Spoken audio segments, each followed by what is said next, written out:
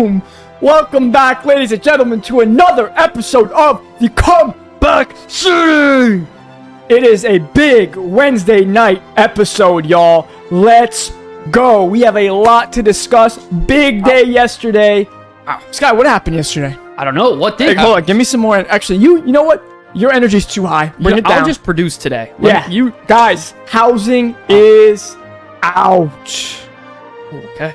We have a lot to talk about. Oh, shit. Let's get some ones in the house. If you are in the guild neighborhood, if you have your plot picked, if you have started designing your house, big ones before the early roll call that Sky will do and eventually take over the show. And I don't get to say anything for the rest of it. Guys, I have to give all my energy right now because it's all I'll get to talk. He interrupts me every 2 seconds. Very excited for this, guys. Very excited for this one. Let's get an early roll call. Sky, let's start getting that roll call in.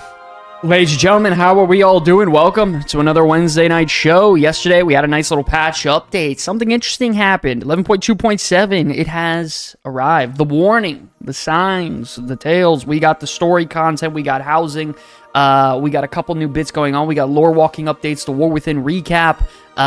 We got a lot going on. So if you guys are interested, now's the time to hop back in to World of Warcraft. Also, additionally, guys, don't forget we are doing a giveaway for a Midnight Epic Edition. We're revealing at the beginning in January, which is in less than a month now at this point, which is crazy to think about. Woo!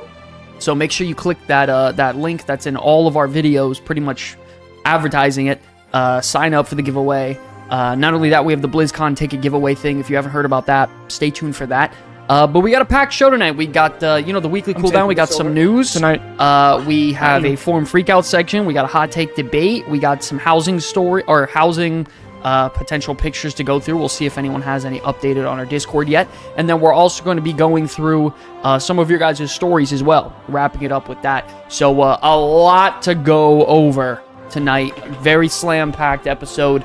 Starting this Saturday, we will also hopefully be having a new segment up and running, the housing tours segment, where we'll be diving into, some like popular houses in the week or something like that. And we'll see how that goes. So other than that, how was everyone doing, ladies and gentlemen? Welcome to the Wednesday night show, Comeback City. You had your moment. You had your 18 seconds to speak. Can I speak? I'll be quiet. No, guys, listen, it's a lot of exciting stuff. I know, and I just want to say thank goodness for the officers in our guild who were dealing with a lot of drama yesterday, trying to get housing up and running, and they did a phenomenal job. I did go in there, I'm going to be very honest with you. Guys, someone took my plot that I wanted, and I kind of overrode the order of things and just snagged the plot. I'm sorry, hey, don't shoot the messenger. But I had to just snag a plot. Yeah. Okay. Now, if you're upset that Lance snagged a plot, listen, you snooze, you lose sometimes. Okay? All right. I would say at least if you're in your biome that you like, you're good. You know what I mean? Like, whatever. But it's cool, man. A lot of plots in there. A lot to be excited for. I'm excited to get into housing this week. I haven't even been on the servers. Been working nonstop on that video that we just posted today. Freaking 40-minute breakdown of every single DPS spec in the game. So if you guys want, definitely go check that out. I promise you won't be disappointed. That is a serious video. It's actually performing well too. So I'm very, very happy about that. I don't think we have really any time to be wasting. Let's jump into the weekly cooldown. Let's jump into the weekly cooldown. All right, it's time for the weekly cooldown. Your full recap of everything that went down in World of Warcraft this week, from blue posts and patch notes to clash changes, leaks, and more. We're breaking it all down for you right now. Whether you missed a day or the whole week, click that heartstone and get ready. What was that, Lance? You pressed the wrong one. What happened? I hit the record. Not recording though. You not only did you hit the wrong button, you stopped the recording that I already set. Well, but and you set us backwards in time. Hold on. Lance, you have one button to press. Okay. Shit, okay, hold on. I'm the one who's supposed to press the record button because I have the machine, right? But why the fuck are you doing it? Press the weekly cooldown, Lance. Guys, we're going to have to do that intro again. Give me 1 second. Run it back. All right, it's time for the weekly cooldown. Skipping the intro. And here we go. All right, ladies and gentlemen, let's dive into some of the news, man. Let's get into it. So, right off the bat, there was something that was recently just announced. There is going to be a brand new mount come midnight that will increase, apparently, multiple forms of travel. Where's my mouse? Why is it not popping up? See that? Weird. Hold on. How's going on today?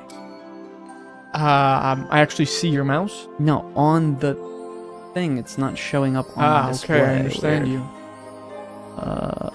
This? I understand. Cursor. Wow.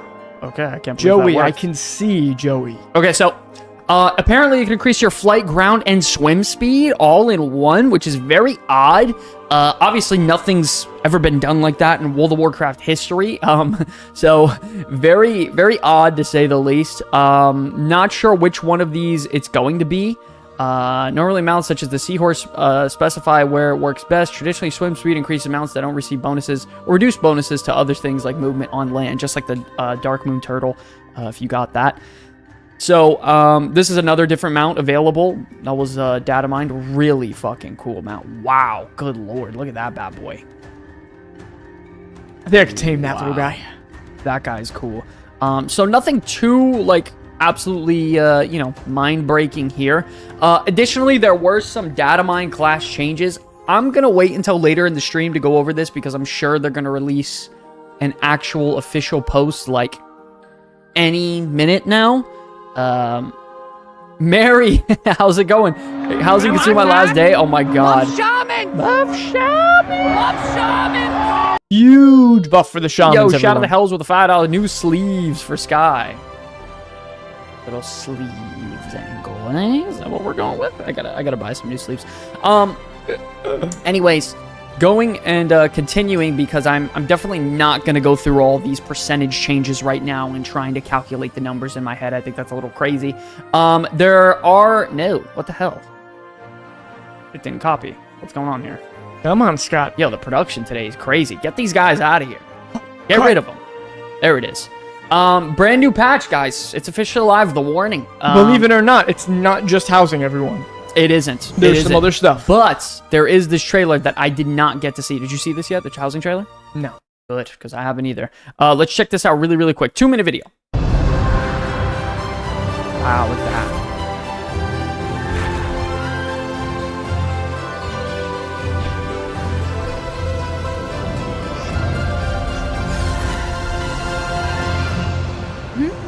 Of course.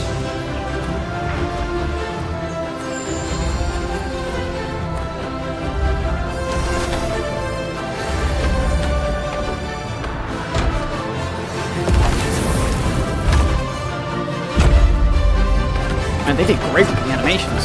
Yeah, they did. Yeah, they did good. Woohoo!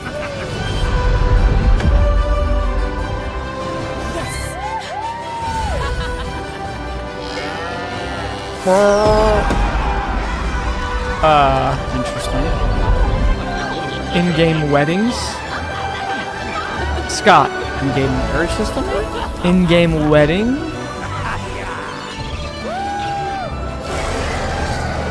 Scott, are we about to be in a domestic partnership in World of Warcraft? Nice. Upcoming housing features. Silver Moon Yeah. exterior, nice. LMF exterior. Neighborhood endeavors. Nice. Okay. That's crazy. Adventure. It's calling me. I see. Love it. Very good. You know, Blizzard does a really good production. Whoever nowadays. edited that Yeah. did a phenomenal job. Like, they really hold up on Sky, a level Whoever of edited production that is here. much better than you would edit. Jesus. Crazy. Dude, they're really good at that. Yeah, Like, that was I'm gonna be a honest. well-made video. But man, that is awesome. We all know how big housing actually is. I'm dying to dive in. I haven't been able to play at all the last few days. Tried to play last night for a little bit. I was just too exhausted. I couldn't do it. But man, I'm excited to get into my house. I claimed my plot, got the plot ready to go, ready to dive in, do some collecting with decorations and stuff. I got the best plot in the whole place. Did you really? I think so. I'd have to say so. So yeah, obviously there are obviously some other bits of content as well. It's not just housing. No spoilers if you guys know anything about the prologue story, please. Yeah, no spoilers if you guys can about the Midnight prologue. Heard there was some crazy stuff going on with that. Of course, we got the the new lore walking stuff, the Turbulent Timeways with the Shadowlands, Pandaren Heritage Armor, and then, the Brawlers Guild coming in a week. So a decent amount of content to prep us up into, big launch into that pre-patch event, which will then, of course, segue us into the expansion's release. So I think it's very fun. Lance, I have a question for you, though. Yeah. When it comes to housing, how important has this been in terms of the journey and the concept of them developing it and us keeping track of it and talking to the people about it? And now it's to the point where it's finally released. How are you feeling about it? Well, I'll tell you what, it's given us since November. When was the Warcraft Direct last year? It was November 30th or whatever it was. I forgot. But whenever the Warcraft Direct was, it's given us things to talk about on this show for almost an entire year. And they've done such a good job of like once a month, little update on housing, little update here. So it was, it's been awesome. Yeah, absolutely. I've actually been so happy. Oh, Mary with the 5. Enthusiasm for all shills. Shill. Can I get some shills in the chat, guys? Shills for Blizzard in the chat. Yeah, but it's been really cool. And then I didn't get to do too much of it last night because when I finally got home and was able to even log in, it was already pretty late. Yeah. So I logged in, I claimed my plot, I did the little tutorial, did a couple of actually Shadowlands time walking dungeons. Nice. Which, by the way, and guys, I know everyone hates Shadowlands, but I got to admit, those dungeons fucking slap. Those dungeons are good. I gotta say it. I gotta say, I miss those Shadowlands dungeons. I'm not gonna lie, I really, really do. Additionally, ladies and gentlemen, we do have some pretty good back-end news, I will say. Let me actually get my second feed up to make sure we are not lagging and everything's clean and good to go. So we do have some good news on the back end in terms of Midnight World of Warcraft. We've all been pretty worried about the UI and the state of it, and if they're gonna have it ready.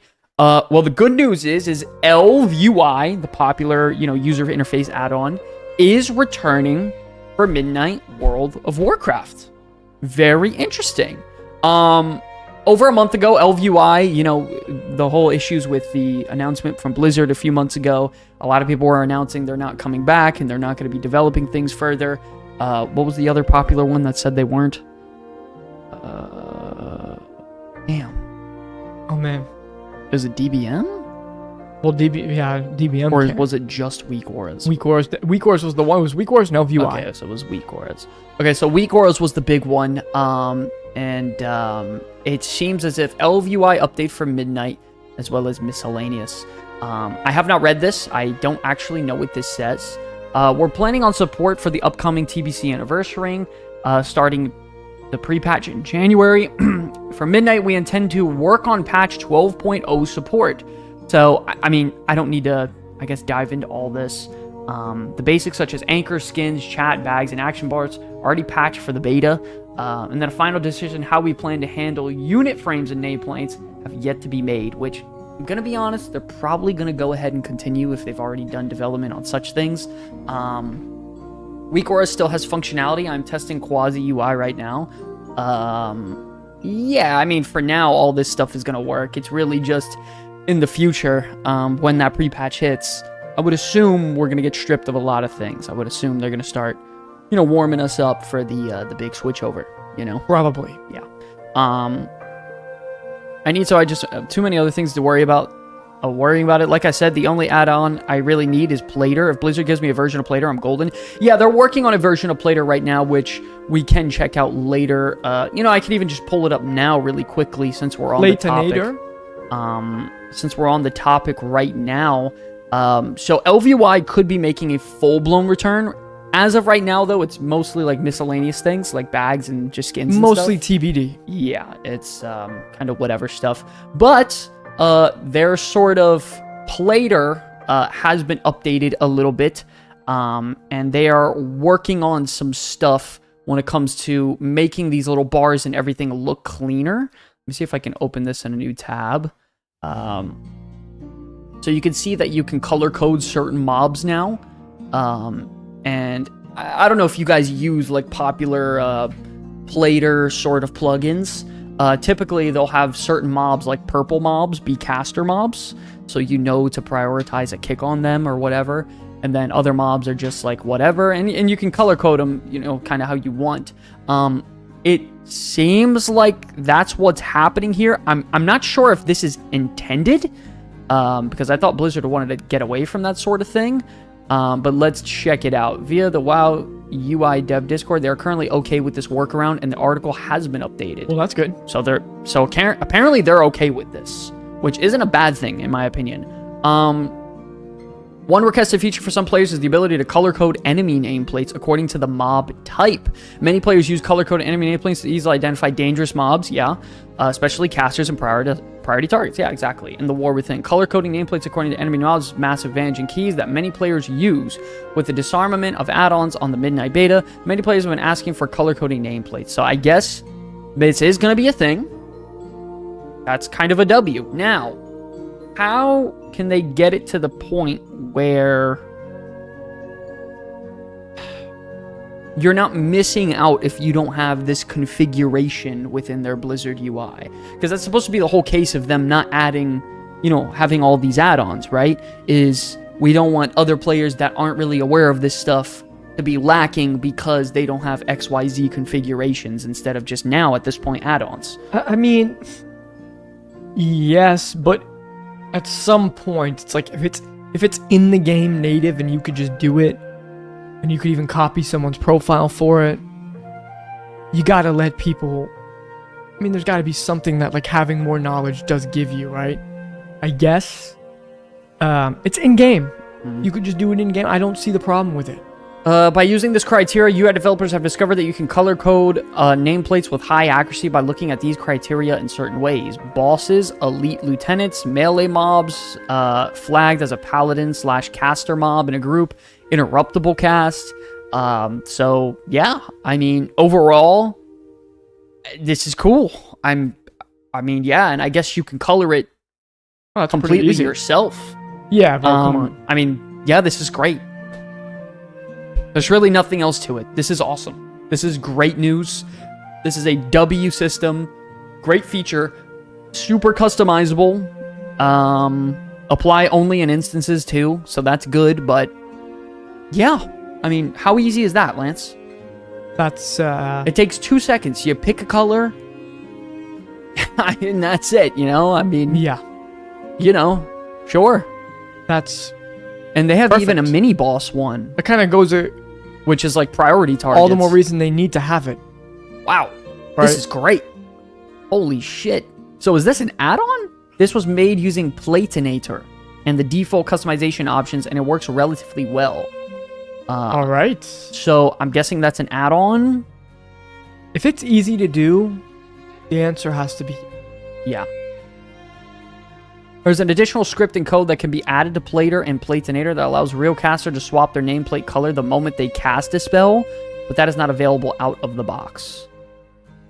Blizzard is allowing this. One of the questions that many players have is, will Blizzard break this? According to their previous stated add-on philosophy, you may think that Blizzard would not allow this, but according to WoW UI Dev Discord, Blizzard is tentatively allowing this. Okay. So I'm curious, is this baked into game, or do I need other shit to be able to make this happen?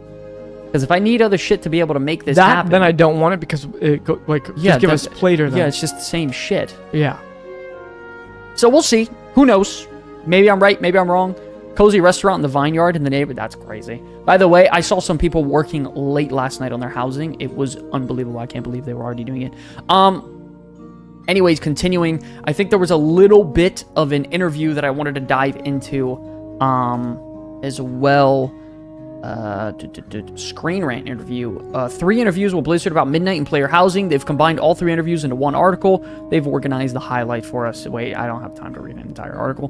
Hold on a second. Lance, you want to start reading this off, maybe? Can you see that? Yep. One of the Screen Rant interviews was with senior game director Ian Hazzikostas about systems, dungeons, and the future of WoW. This interview is the last in the article, but we decided to highlight its contents first. Midnight content. Before Midnight, Ian's high watermark was Legion. He believes Midnight can surpass Legion's accolades. That's an insane thing to say. According to Ian, Midnight's high-end content is as challenging and as deep as it's ever been at any point in WoW's history. I think we could agree with that. I mean, why not? Endgame content? I mean, it's just the way they're gonna challenge us is different. Yeah. Right? So it doesn't mean it can't still be hard. But who knows? Again, both of those are opinions that we're gonna have to wait and see on, right? So really, both of those don't mean shit. Yeah. Until we get it in game. On top of high-end content, Midnight also adds a slew of more approachable ways to experience this game so you could play with any friend or family member. That's a W. That's the best part about classic WoW. That's what makes WoW fun in general. A lot of people play WoW and love the game, but no longer have all the free time they had 10 or 20 years ago. This is what motivates Blizzard to create more forms of content to keep these players connected to the game. Yeah, Hell yeah. That's a W. I think... Alright, guys. Let me ask you this basic question. Ready? Do you have less time to play World of Warcraft than you did 5 years ago? You? Everyone has less time than 5 years ago because that was COVID, so... Alright, man. I think my point is the more time goes on, the less time people typically play, unless sadly they're in Frosty's case where they're on disability and he's fucking... Or retired. He's killing that shit. So typically I would say most of the time, yes, people have less time to play World of Warcraft and video games in general. So the thing is getting people like that feeling of making them feel involved still while they have little time to play. That's how you keep the magic alive. Well, let's go read the next part. There is an equal number of people playing LFR as their primary form of raiding as players do normal, heroic, and mythic combined. Wow. Holy shit. Is that true? Damn. There is the same amount of people playing LFR as their primary form of raiding than normal, heroic, and mythic combined. Guys, that means... Wow. If that's the truth for raiding, how popular are delves? My mind goes right there. Wow. Wow. By the way, how you doing, Dasher? Love you, buddy. That's crazy. Ragnar, what's going on? Good looking. How we doing? Juan Epstein, how we doing, baby? How we doing? Welcome in, ladies and gentlemen. Big day, big day. That's gotta make it.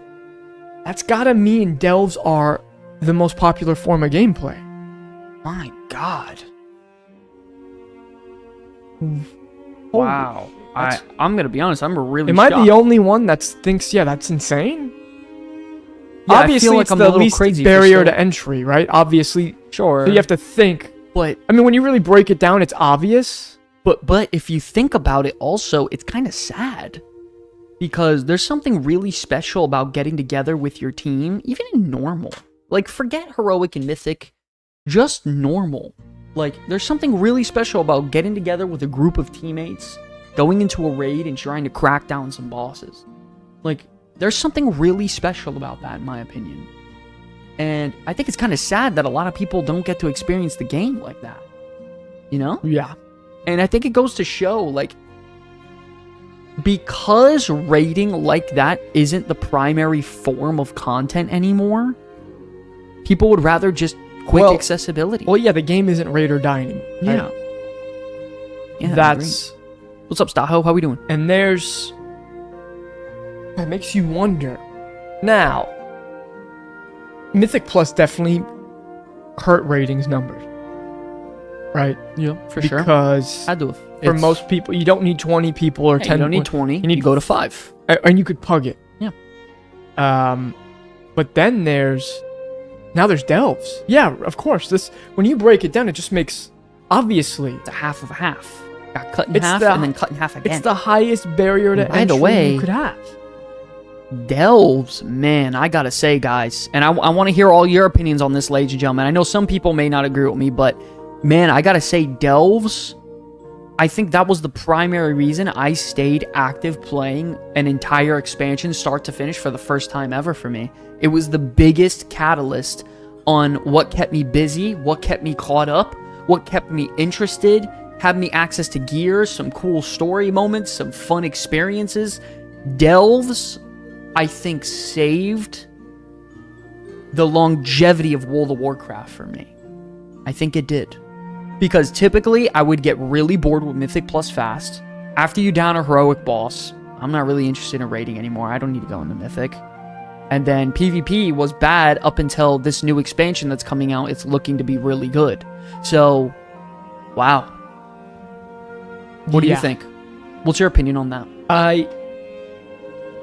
It's something that when you first read it, it's kind of shocking, but then you break it down and it just makes so much sense. Yeah. With that being said, I think the most fun you could have in World of Warcraft is raiding, progressing with your friends. I agree. Let's continue. Lance? Dungeons. Before Mythic Plus was introduced in Legion, Blizzard struggled with what space dungeons had in the endgame content of WoW. WoW's development mindset has evolved together with the players. Back in TBC, you'd have players CCing and avoiding mobs, but now, looking at TBC Classic, that was rarely a thing, with players just AoEing everything down. Yeah. These changes in mindset also affect the development of future content. Sure. Yeah, that's what, I love when people will come in here who are like, not me throwing shade on the Classic players, but they come in and be like, I miss in vanilla when you needed to CC or you would just get dogged by mobs. Or it's like, no, it's just because everyone was bad and didn't understand how to do damage right.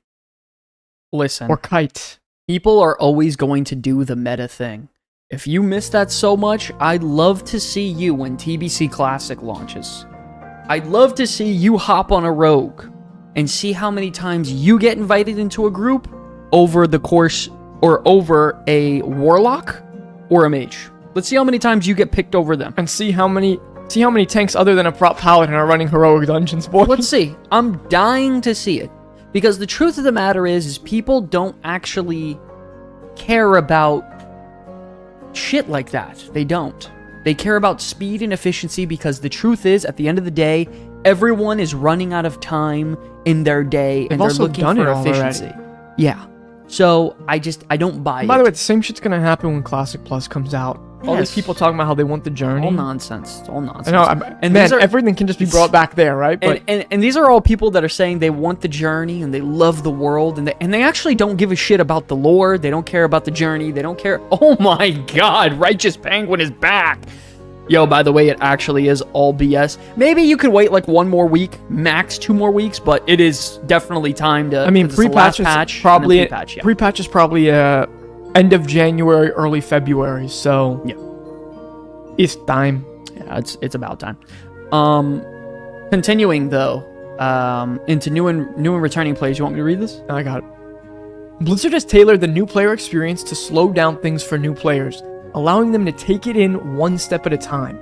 The first being dropping them in the Dragon Isles instead of Orgrimmar or Stormwind, so they can run the Dragonflight campaign to level and learn the game and their class. Why is that? Why are they so caught up on the Dragonflight campaign? Why?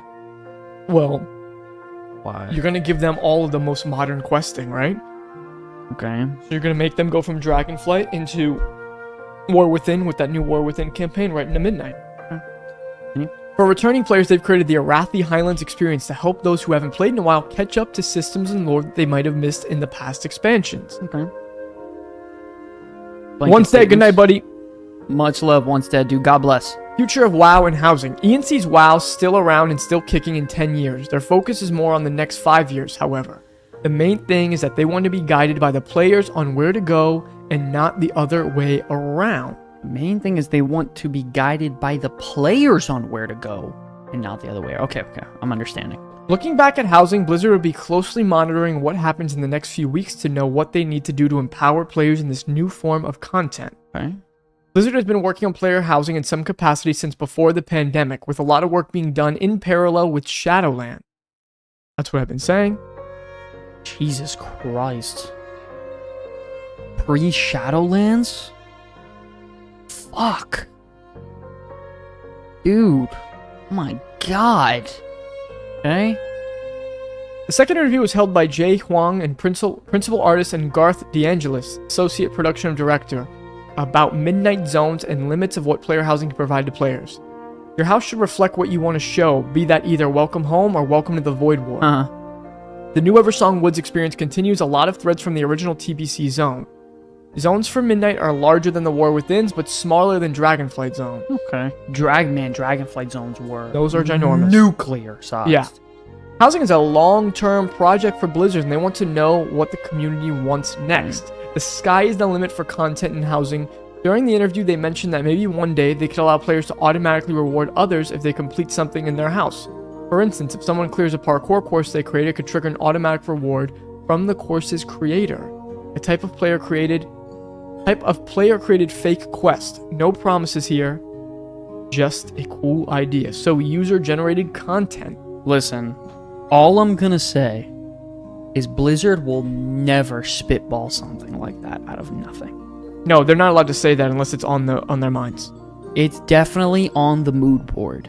Now, ladies and gentlemen, I've made multiple videos in the past stating how I think user-generated content is coming a lot sooner than we think. I have dedicated 15, 20-minute dedicated videos on these topics because I feel like it's not that far-fetched. I mean, think about how intuitive and customizable everything is top to bottom in housing.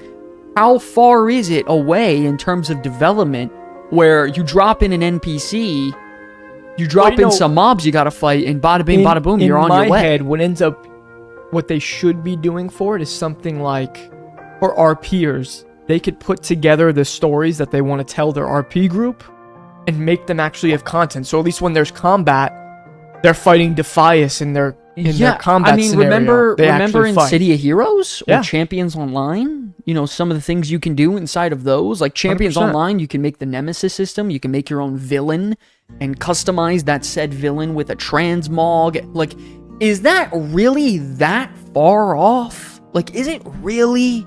Obviously, I don't think it's coming this saga, but I feel like it's not impossible. Like, it's something, like, we can see it down the line happening. Yeah, I think it doesn't seem crazy anymore to think something like that could eventually happen. Yeah, I agree. And then if you let players pick rewards that are like, whatever, who knows? Yeah, I don't even know about the rewards. That's beyond me because I don't even think you should be able to get like raw rewards. It should just be UGC, user-generated content for fun. And I think that's how World of Warcraft can actually be put on the global map again in terms of just it's undeniably the best thing you could ever come up with in a game because it will bring unlimited people and content into the game. They can create anything.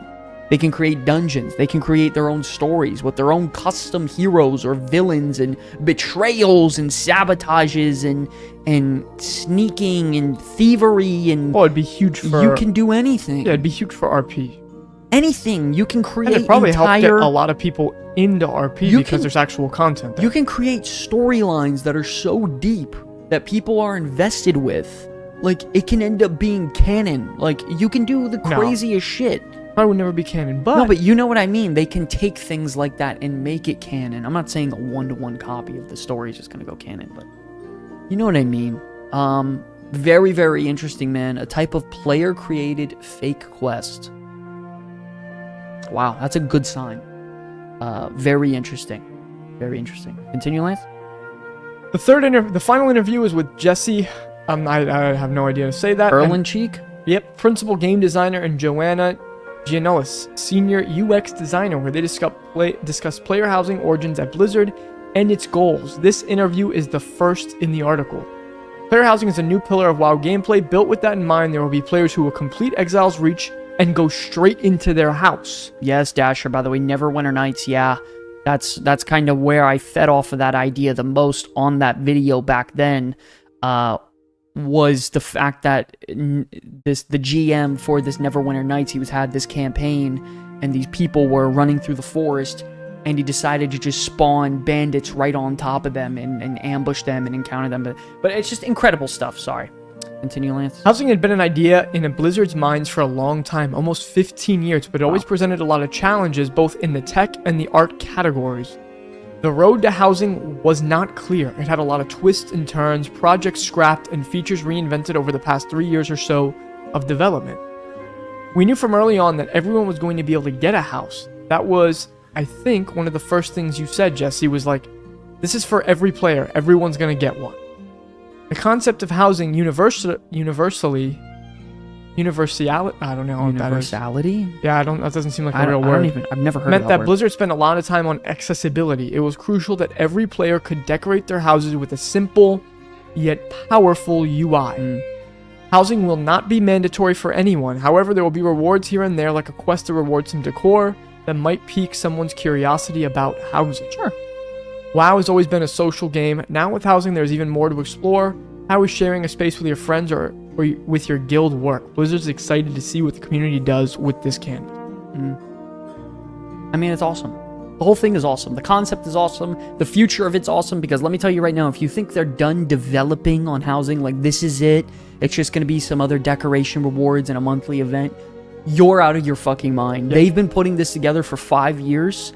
This is going to be something that ends up so big, and they're going to continue to grow it. I wonder what it's going to look like in a year from now. I wonder what it's going to look like in the next expansion, how they keep adding onto it. I wonder how, if, a new 0.5 patch comes around, maybe they have a new event inside housing or something. Or what if Xalatath invades the housing area for fun? Like, I don't know. You can do a bunch of stuff, and it's very, very fun. I'm very excited. I think it's going to be an incredible experience, and I'm very, very excited to dive in, do the story, and then get back into housing. Let's continue. Additionally, ladies and gentlemen, the XP from level 70 to 80 was just announced. Secretly, it got nerfed by 80% to level up from 70 to 80. 80! Bro, 80% nerf. Do you know how big that is? That means if it's 100 XP to level, it shot down to 20 XP to level. It is out of control. So before, where you would get 1 level in 5 levels, you actually get 5 now in 1 level. So realistically, you have to level up twice. You can level up in a couple hours from 70 to 80, maybe an hour. So if you know what you're doing and you're quick, that's going to help you all with Legion Remix too. Yes, that is going to be an absolute blast. So big banger here. 7080 quid with how much work? Park a character at the 21st anniversary at the NPC every day. Log in and complete the trivia question. By the way, he's right. Whoever wrote this, because for some reason, I don't know why that quest gives so much XP. It gives you like 60% of a level. It said 40% of a level each day. Yeah, that's sitting there. And that, by the way, I think that's at level 70. Wow. I was doing it in the level 50s. Holy shit. Yeah, that's fire. I need to do that. Maybe you should do that on your hunter. Yeah, probably I should. I have a couple characters I could do that on. And by the way, it's fun little trivia questions too. I know. I might actually make a new hunter on Remix. I still have a boost. Did you use your boost yet? My Demon Hunter. Oh, man. Because my other Demon Hunter's on the wrong server. Might level a hunter, Panda Hunter. Panda Hunter? Get the fuck out. The new heritage is sick. Okay, man. That's crazy. Additionally, ladies and gentlemen, really quick, game. if anyone wants to support over on Twitch, if you have any free primes, you don't have to donate or give money or anything like that. Thank you for the donations who gave that tonight, though. If you guys have any free primes, you can throw them over on the Twitch. I'd really appreciate it. Wow. Necro Tarkin, thank you so much for the prime. Appreciate the love for the 4-month streak. Wow, that's amazing. Thank you, buddy. Useful add-ons, additionally, when it comes to player housing launch experience, guys. Guys, you got to support the content. There is a couple cool add-ons here, and I'll put these in the in the chat for you guys right now if you guys want to check out this article. I can't give it Twitch Prime because I don't have an Amazon account. That's crazy. Decor. They keep saying decor. Well, I think they say decor. Yeah. I say decor. And that's apparently wrong. You guys want to go and get your decor. Oh, yeah. Apparently how you pronounce it is decor. Weird. I've never... I always thought it was decor. Am I an idiot? I don't know. I thought it was I decor. thought it was decor. Yeah. Decor. I don't know. But maybe I'm an idiot. Style with the resubscribe. Thank you so much, baby, with the prime. Thank you, baby. Decor. Well, guys, the thing, Mary, the thing is, I think Thank you, buddy. what's in the running to be my main for Midnight is actually a survival hunter. Okay. So I might need a level hunter for that. Yeah, you definitely need to have that in the back pocket just in case. 100%. I'm really excited to get my Human Warrior out of Legion Remix. I'm really excited. Thank you, guys. Ray Allen, again, thank you for the prime. That's 3 primes, guys. Thank you so much. Thank you. No, I'm most likely gonna play the Devourer, but I've really been enjoying survival on the beta as well. Yo, really quick, are you guys getting the drops right now over on Twitch? You guys should be getting drops right now, right? It's a cool little helmet. Yeah, if you're on Twitch, you're collecting the drops. Yeah. You guys, here, let me send the link for the Twitch as well, so you guys on YouTube, you can get a second monitor up. Here. You can get a second monitor up if you're over on YouTube. We have 50 of you over on YouTube. We can actually break our record over on Twitch if you guys head over there and duplicate the window, or to get 2 tabs going at once. Anyways, that's besides the point. So it's a couple cool add-ons here. The Decor vendor add-on, you can go across the world and find who, is selling stuff at a vendor. You can buy some decorations, which is fun. Personally, I'm definitely trying to go to Exodore, but it seems like there isn't any on that list, which is kind of odd. Gotta get some Draenei themed decoration here. It's going, I'm at 17. Okay, awesome. Thank you, Cherry. Appreciate it. And then you also have some faction-based vendors, some expansion-specific vendors and stuff like that, so you can go across the world and do that. The Homebound add-on as well features a list of all the retro achievements you can get and unlock for all of the items here, and they actually show the 3D model as well. I highlighted that in the last video. I'm so happy that they WoW already community's have great. these add-ons. Yeah, I know. For people who are like... Loving that shit. Is there anyone in the guild who housing is going to be Much love, Penguin, dude. your favorite form of gameplay? Dude, I saw a female panda in there going so hard. I don't know who it was, but I saw a female panda in the housing area, and they were decorating so fast in our guild neighborhood, and they were going off. So, I don't know who that was. Whoever that was, shout out to Draenei. you. Scott, Lots of things in you gotta Warriors go to Draenor and WoD. with... Oh, fuck, really? Shit. Obviously. Yeah, no shit. Yeah, I need a lot of Draenei stuff because it's looking like 80% chance I'm maining a Draenei enhancement shaman. Maybe I should just finish leveling that hunter. I mean, you could. It's easy right now with turbulent time ways. A joke. I need housing loadouts. Too many ideas, too few homes. True. But these are really, really cool housing stuff, guys. Make sure to get into that. Additionally, there could be a new build coming out today. We'll see if they put out an official post yet. I hope they did. Patch notes. Please? The Anything? tier set names. Tier set names revealed. Yeah, I'm alright on that. So nothing Drats. yet, huh? Season 1 tier set names. Relentless Rider. The Devouring Reaver Sheath. No! I'm gonna be honest, I don't know why. I have a heavy feeling tomorrow we're gonna get the pre-patch out. Think so? I have a feeling. Even though I'm like 90% sure it's gonna be February 3rd. Okay. Okay, so they got the names. That's kind of cool. Cool, yeah, sure. If Yeah, you guys I want to see. You know, why not? I just want to quickly, very briefly scrub some of our classes for this. I won't go through every single thing here, but just mostly out of curiosity. Anonymous Gifter gave out 1 community sub. Wow, whoever that was, thank you so much, guys. Appreciate that. Whoever's an anonymous gifter, you're a dog. You're a dog. Thank you so much. Just know you're a dog. Blood, some talents to Frost. You know what spec to go I mean, to. I don't need to go through. Yeah, hold on. The dev notes is available on the forum dev section. Is it? So Wowhead just didn't post it? Let's see. So it's in the blue post area. Beta test development notes. Oh, is this it? Midnight Alpha test development notes? Can you just send the link? Can anyone just send the link? I'm looking for it. Midnight Beta test development notes. I mean, this has to be it. Click here to jump to Midnight Beta notes. Click there, click there. Come on. I mean, it says big fucking... Wait, but that's 22 days ago. Dude, they haven't updated shit in forever. What's going on? Totally not an octopus. Thank you for following. Appreciate the love. Drummer guy. Is it the healer priest or the shadow priest that are dooming? What are you doing? You're going too fast. Aha, see, 2 hours ago. See, Lance, I know what the fuck I'm doing. Oh boy, here we go. Okay, so these are the official notes. Death Knight. Yeah, no one cares. Alright, Lance, calm down. New talent, Inevitable. Bloodblade deals up to 30% increased damage based on target's miss. That's weird. Execute on Bloodblade? I can't. Same thing. They're giving Death Knight an execute mechanic. That's weird. Okay. Oh. Bloody Hey.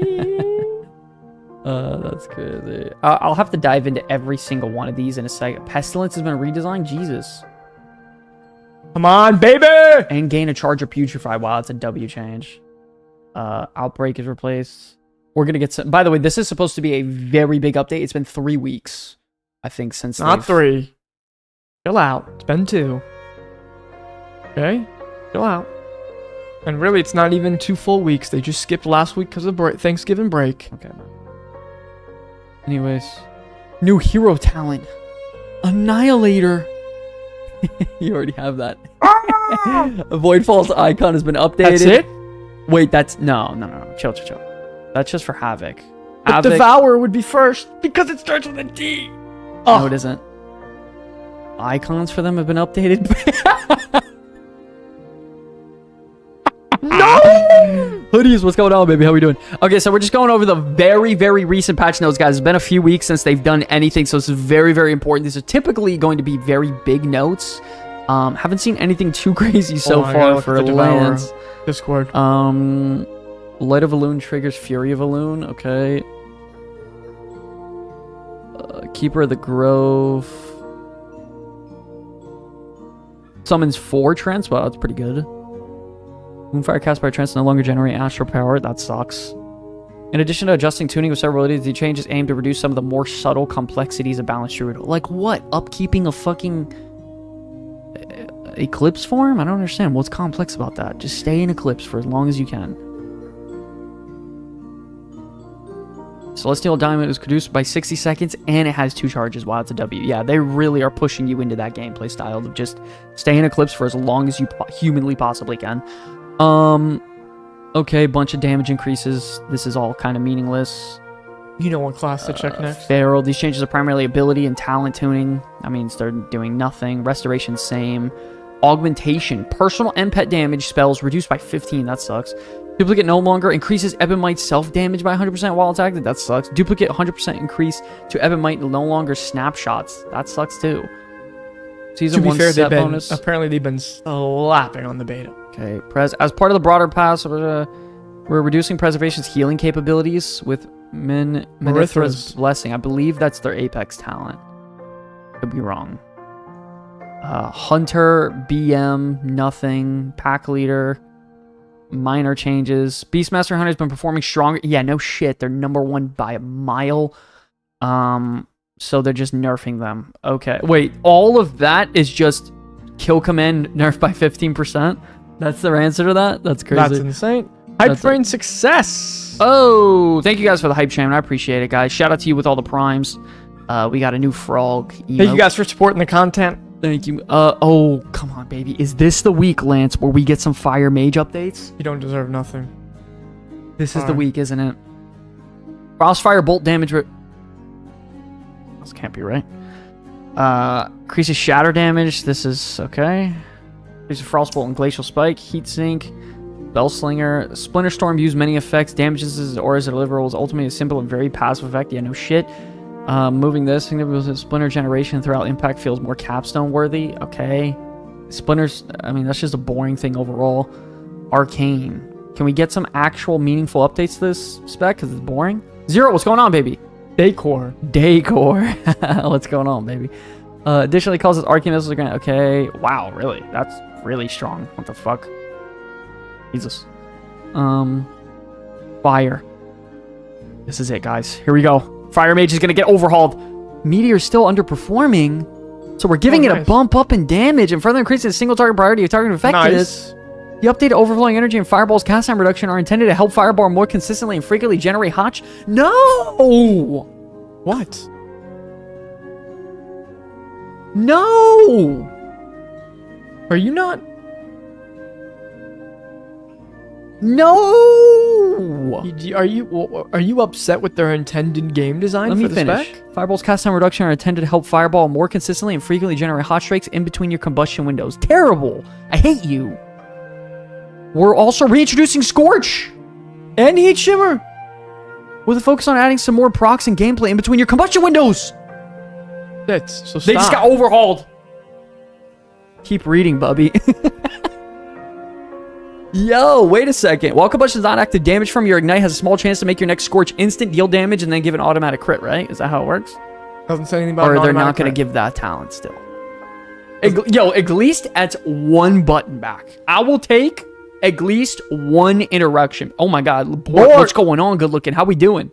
Board. How we doing? How we doing? E-board. Okay. I mean, listen, that's one step in the right direction, I will say. Causes meteor deal 75% increased damage to its closest target. I mean, okay. Board, sure. Big game tomorrow, buddy. Fireball. Big game. Yeah, huge. Huge game, Bubba. Fireball always critically strikes enemies below 30% health. Okay, when Fireball or Scorch damages an enemy with 30% health, Fireball deals 50% increased damage, and Scorch deals 250% increased damage. I mean, yeah, that's typical Fire Mage aspect. Mage is back. No, don't say Mage is back. Sky, you're maining your Mage again. Oh, no, I'm not. Sky, hold on.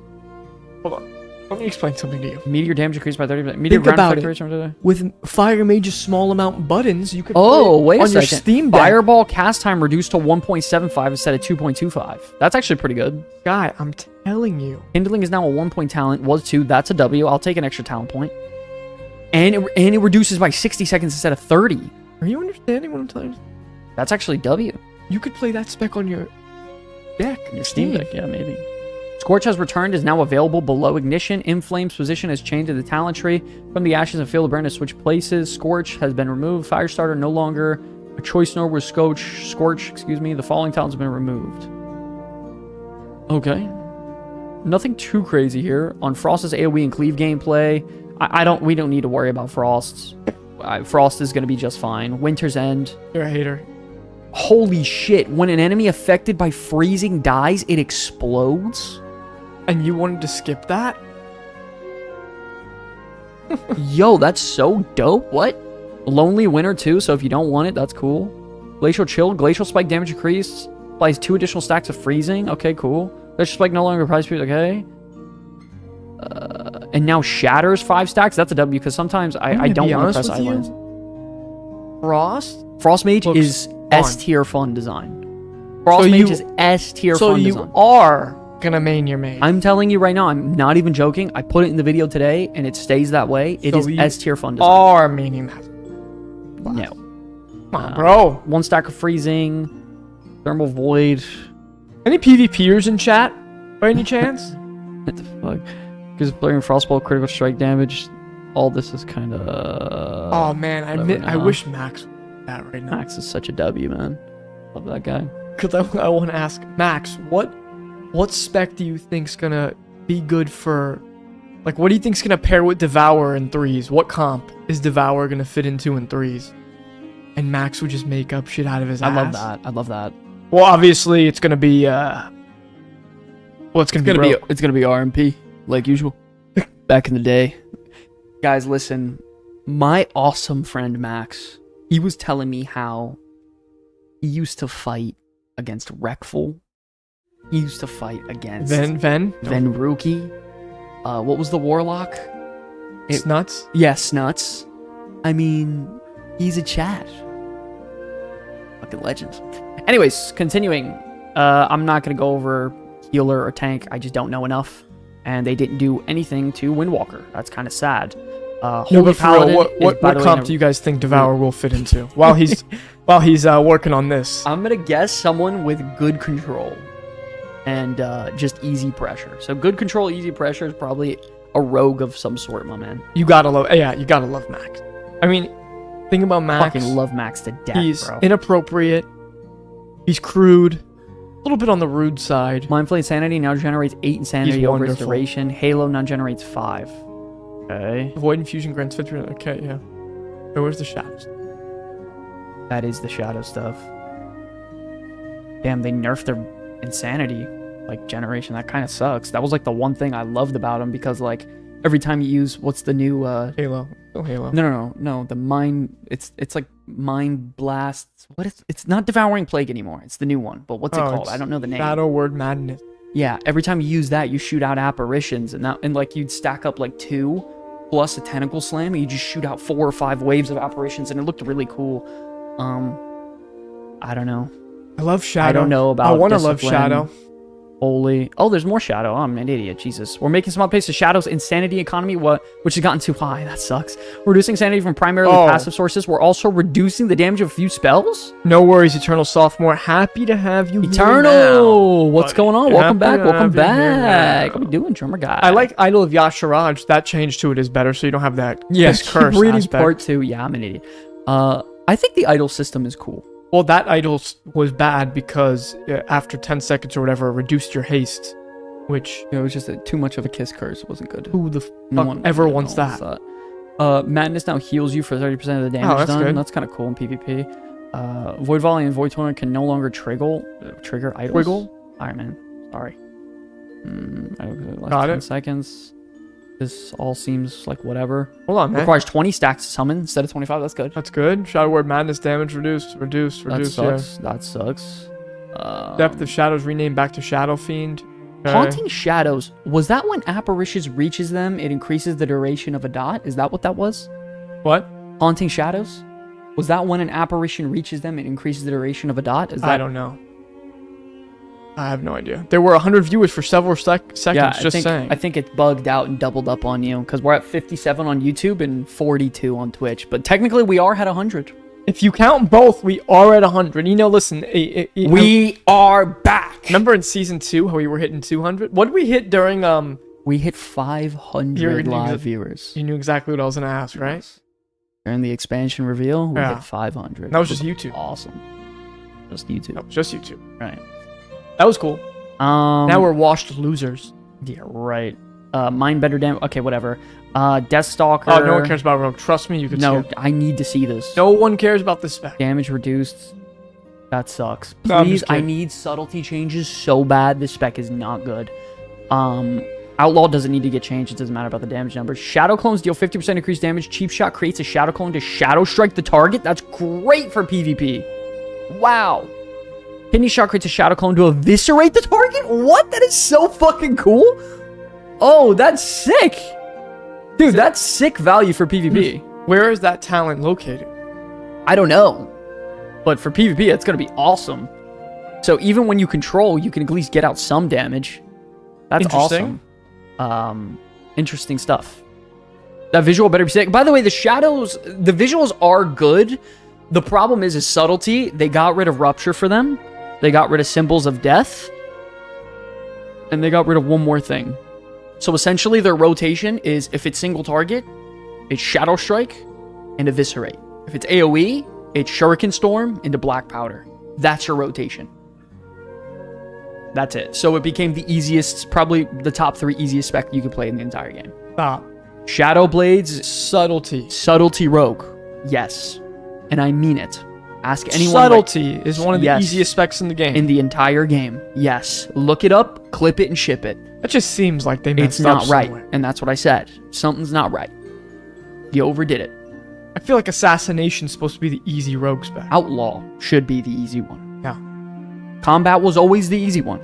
Are we not Yeah. going to take it just because it's Outlaw now? Outlaw is I guess maybe in between for 92 the real APM. Maybe. Everyone knows that. Don't Ask even need the Chris. single button rotation for that spec. No, I'm dead serious, guys. It is literally a classic World of Warcraft rotation. I'm not even joking. Who It is remembers? Sinister Strike into Eviscerate, and that version Shadow Strike. Who remembers Warlords of Draenor combat? What was the name of the? What was it? The red buff. You would try to get in a red buff. Yeah, it was. What was that called? I don't remember. But it had the cool little the swords on the side. Yeah, Really awesome. cool animation effect. I remember, and we would do twos together, and the goal would be like, if I could just get to the red buff and live, what? one shot with killing. Your spree. Earth Elemental no longer taunts nearby enemies? What? That's bad. Why would they do that? Earth Elemental now clarifies its Pico, threat. what's up, buddy? Oh, Hawks, what's going on, baby? By the way, guys, thank you so much for getting the second tab going over on Twitch. If you guys are interested, don't forget the drops over are on Twitch right now. So head on over to Twitch at the link in the description below. Also, it's in the chat right there for YouTube if you want to get a second tab going. There are drops right now for World of Warcraft. Interesting. Yes, they did need to maybe dumb sub down a little bit, but not make it. Yeah, but they overdid it. Yeah, It was there's got to be like a happy medium, right? Because sub before there were interactions where when you would shadow dance, right? Every other button you would press in Shadow Dance increases the damage of your all abilities by 6%, I think, in Shadow Dance. So you'd want to mix it up. You go Shadow Strike, Eviscerate, Rupture, Shuriken Storm, and you try to like dance. It was really unique, very interesting, but it was overkill. Like things like little nuances like that were overkill, and then you try to stack it into Symbols of Death, and then Shadow Blades windows, and then Secret Tech button, and you'd hold on to your Secret Tech until the last second, so you get all the big percentage damage buff at like 36% for the Secret Tech. During everything else, it was overkill. It was very difficult, but it was very fun if you knew what you were doing. But I think it needed to get pruned down. They overdid it, so not good. Things have changed so much. I remember stance dancing on my undead warrior on Nightbane. Wow. Remember the meme in our guild on Nightbane? Nightbane. Yeah, everyone would we never got to kill Nightbane That's fucked, man. because we never got to summon him because everyone was too lazy to do the fucking quest line. What What shit guild Elemental, were a bunch of damage. we in? Oh yeah, it was our guild. Change this to prevent summoning a Crazy. primal elemental from dismissing. Okay. Nothing. Zero enhancement changes, which is a bad thing. The class is good. Restoration, whatever. Warlock. New talent, nether plating. Adorns your dark lair with armor forged from Antorus. Increasing their armor by 10%. I-beam now jumps up to 4 additional targets. Holy shit. Talk about thematic, Lance. That's nice. So your dark lair hits an AoE now. Holy shit. That is nice. Really, really cool stuff. Really great. When an unstable affliction expires at a 10% chance to reapply itself, that's a W. Nice. By the way, you don't understand how powerful affliction is going to be in PvP.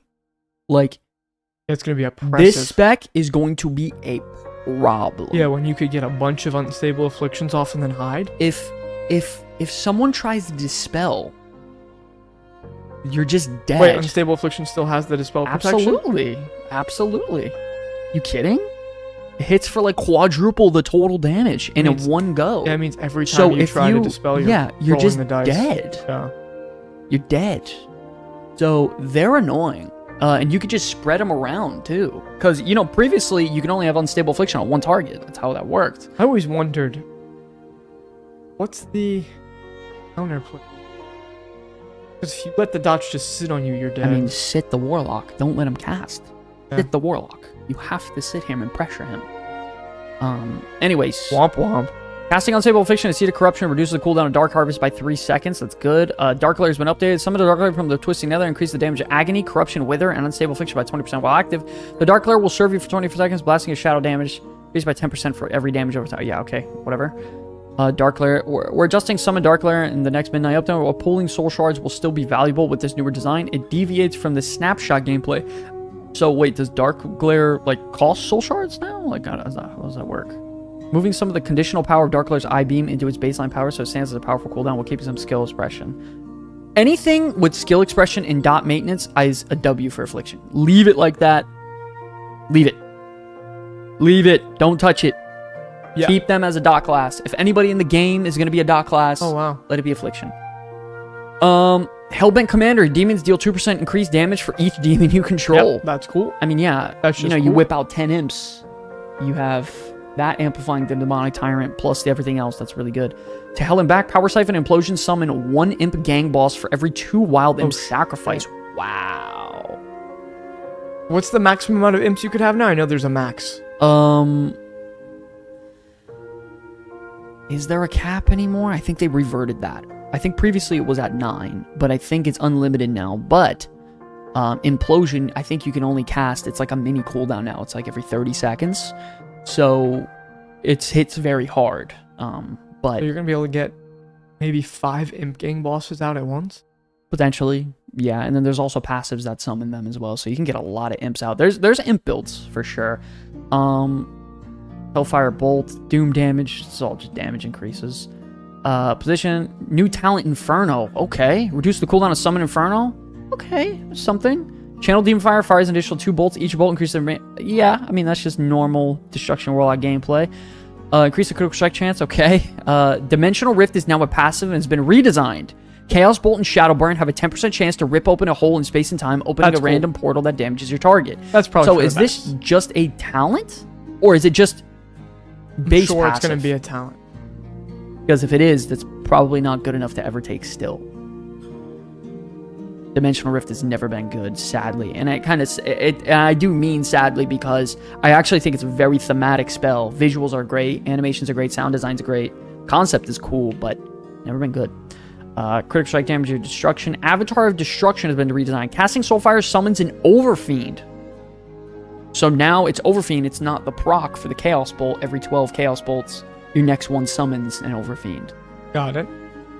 Opening a Dimensional Rift has a chance to summon an Overfiend instead. Interesting. Summon Overfiend generates 1 Soul Shard fragment every 1 second and Chaos Bolt at 60%. Yeah. Okay. What? Chaos Bolt's now. You have to talent into it with your level 10 talent? That seems stupid. I think that's like the very first one to learn. Yeah, it's still stupid. That's a point. Whatever, man. Matter. Anyways, really hoping for some Arms and Fury changes here. Arms in particular, not looking too great right now, ever since the utility drop-off, and they haven't made updates since. So we desperately need something for Warrior here. I feel like I say this every week. I feel like this is a thing ever since we've done the show and checked notes. Like, every time I'm like, yo, please give us some Warrior changes. Let's dive into it really quick, and then we'll move on. Stance Mastery. Your stances have additional effects. Okay, sure. Javelinier has been updated. Range of your thrown abilities increased. Damage dealt. Okay. Arms, Master Warfare Apex has been updated. Your single target abilities can now trigger. Oh, wow. That's great. So all your single target abilities can trigger that. Okay, that's good. So now I can get a lot more heroic strikes off. All damage increased by 20%. Thunderclap damage decreased. So no base gameplay changes. That's not that good. That's kind of bad. Fury. New passive, Titan's Grip, single mind. Okay, so that is officially in the game. Okay. Fury's the iconic dual-wielding warrior spec, and Titan's Grip provides a unique take on that fantasy. We also know that many Fury players wanted to have a different look, and we've had several iterations of single-minded Fury in the past to enable that fantasy. With the advent of Transmog 2.0, we have the opportunity to allow players to use whichever weapon appearance they prefer for their fantasy without having to spend talent points or fight with loot spec rules. Awesome. Apex talent updates. Increase the strength. Okay. Rampage, they didn't change anything. What's changed? 3 stacks of Berserk. Okay, that's what they added. Okay. So they didn't really add anything. Okay. It is what it is. I mean, what are you gonna do?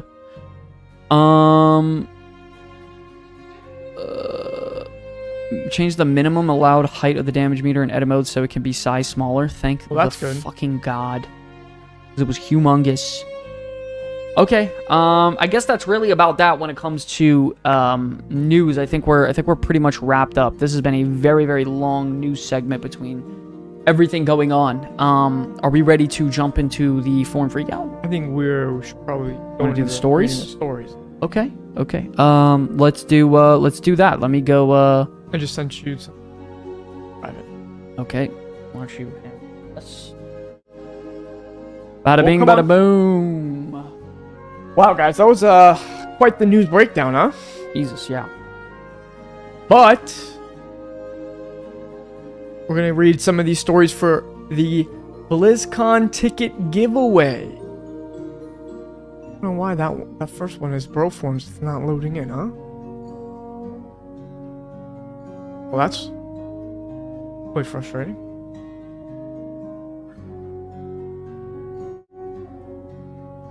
Oh, you said you liked the forum. All right, it's time for the forum freakout where we pull the wildest. Sorry, guys. Sorry. I know Lance likes this one for that. Hold on, let me fix Lance's camera. Would you guys prefer, let me ask, would Gino is going to be the one, Gino and me and Sky will be the ones primarily voting on this. We have to let Gino's voice be the most important since he is the one providing the BlizzCon tickets. But that's going to be how we do the most voting. But we will bring them up and talk about all of them as a group before we do the final voting. But yeah, also I want to ask, would you guys prefer me to read right from the screen or to not show the actual story and just read without you guys being able to see it? Maybe put something else up on the screen. Solid question. Sure. Whenever they would think. I would assume they wouldn't mind seeing the story.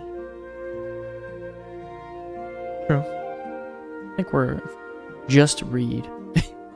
Have you listened to New Book, Lance? I am reading it currently, not. I like to see it. We just want a picture of you, Lance. That's insane. All right, I'm just gonna read it. Here. Mary likes to see it, so I will just go and do a read through of this. Why I Love World of Warcraft from Edgar, aka Nomaganis. Oh, let me make sure the audio for the music isn't too. Guys, he's going to fix that. Let me lower it a little bit. But yeah, I am not listening. I'm actually reading Blood Ties. I'm doing about a chapter an evening right before bed. So far, it's been awesome. Sky, have you started reading it? I know you have the book too. I haven't been able to do anything. It's Guy literally hasn't- on my desk right there. Guy hasn't started reading And I it, bought but the audiobook. and he bought the audiobook. I got the audiobook and the hardcover. You know what? I have to take a 3-hour drive on Friday. Maybe I You want should the just account? Ask for it. maybe I should just audiobook this. Yeah. I don't know. But all right, guys, let's get into it. Once again, this is Why I Love World of Warcraft by Edgar, aka our very own Nomaganis. Nomaganis, if you're Shout in out the to you, chat, Nomaganis. this one's for you, buddy. I hope you're here. Where's my mouse? There it is. There are worlds we visit, and then there are worlds we inhabit. Words. So That's okay. There are worlds we... If you don't think so, whatever. No, it's not good. It's not good. Okay, whatever. There are worlds we visit, and then there are worlds we inhabit. Places that become woven into the fabric of our lives, offering comfort, challenge, and connection. For me, World of Warcraft is not just a game. It is a familiar sanctuary, a tapestry of memories, friendships, and adventures that have shaped who I am. My journey through Azeroth began before the release of Wrath of the Lich King, and over the years the game has become a cherished companion through the changing seasons of my life. My adventure began with a simple question from a coworker. You play video games? At the time, my gaming world revolved around classic RPGs like Final Fantasy and tank control games such as Resident Evil. I hadn't ventured into the world of MMOs, but my coworkers' eyes lit up as they mentioned World of Warcraft. The same way that my eyes light up whenever I have to talk to someone about WoW, right? With genuine excitement, they offered to bring the 6th installation disc over to my house, a gesture that, looking back, changed the course of my gaming life. Before the install, he had showed me in our work computer a look at his druid, and I was amazed to see a living world and how his character would change from being a giant bear, fighting mobs, into a bird that would fly him, looking for herbs on the map. When I got home that afternoon, I remember the anticipation as I loaded each disc, watching the progress bar crawl forward over the many hours it took to install the game. Back then, when the installations finally finished, I dove into Azeroth for the first time, armed with nothing but an old family laptop, a touchpad, and the number keys. Number keys. Yeesh. It's hard for me to see the commas and everything from here. So, guys, if I'm missing them, that's why. I didn't even have a mouse, but that didn't matter. The world was vast, mysterious, and inviting, and I was ready to explore it one keystroke at a time. Those early days were filled with wonder and mistakes, creating my first character, a night elf warrior named Joe Perry, inspired by a month-long Aerosmith phase, and equipping my warrior with leather and claws simply because they were higher level, not yet understanding the nuances of gear and class roles. But it was all part of the magic, the sense of discovery, the thrill of learning, and the joy of sharing these moments with friends. As I explored the game, I found myself drawn to different classes. I tried playing a warlock, enchanted by the idea of commanding pets, but wary of the blame that often fell on hunters for always pulling extra mobs in dungeons. When Wrath launched, I experimented with a Death Knight, but melee DPS didn't resonate with me. Ultimately, I returned to the Warlock, since my co-workers guild needed a ranged DPS for their raid group. These choices were more than just gameplay decisions, they were reflections of my desire to contribute, find my niche, and to be part of something larger than myself. Raiding became a central part of my World of Warcraft experience. For a long period, I was part of my co-workers group, sharing in victories and defeats, laughter and frustrations. Eventually, they were promoted to the 25-man group, and my own commitments, like Taekwondo practice, meant I couldn't always join them. Yet the bonds we formed in those raids lingered, a testament to the power of shared goals and collective effort. Nothing better. Even when I wasn't able to play as much, I carried those memories with me, reminders of the camaraderie and teamwork that define the best of Azeroth. Later, I was mainly playing while solo. I found myself turning to the class that felt most like home, the warrior tank. I decided to play my favorite class, my favorite race, a gnome. It took me a couple of minutes in the creation screen to come up with a name that resonated with me, and ended up coming with my name, Gnome. Yo, a gnome prot warrior is diabolical.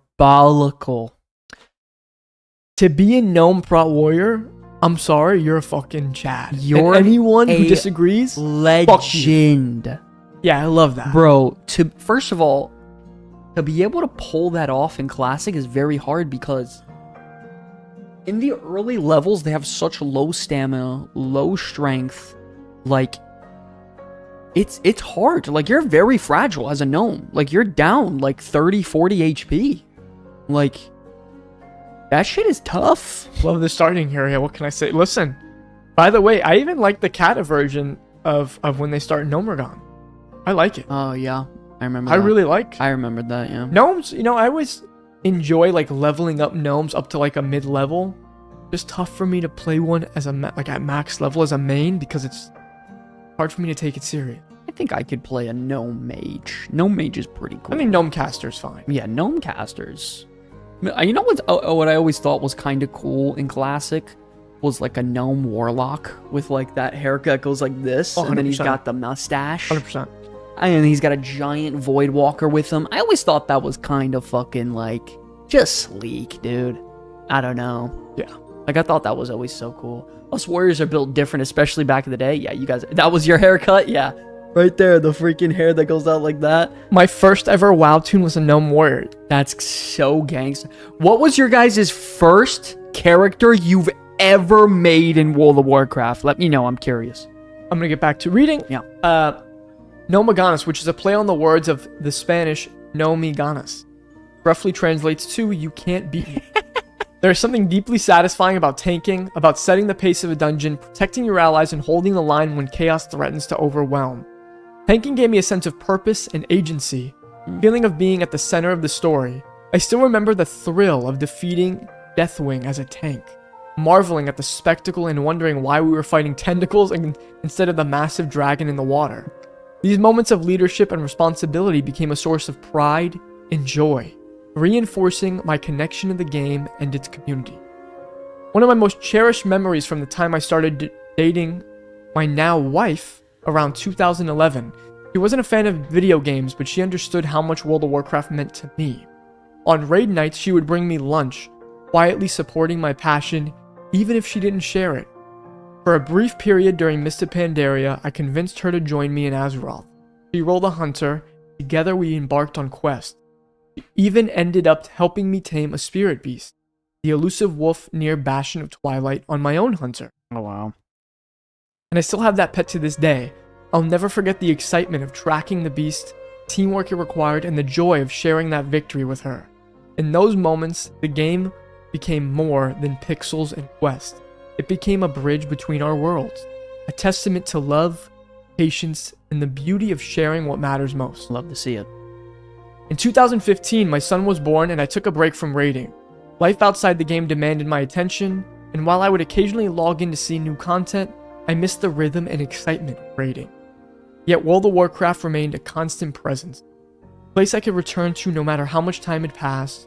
When Season of Discovery was announced, I felt that familiar itch to play with the guild, to chase that progression and improvement. The game had changed and so had I, but the core experience, sense of belonging, and the thrill of discovery remained as powerful as ever. Returning to the game, I found myself in a group for Queen Ansarek. While the group was decent, not everyone shared the same drive for progress.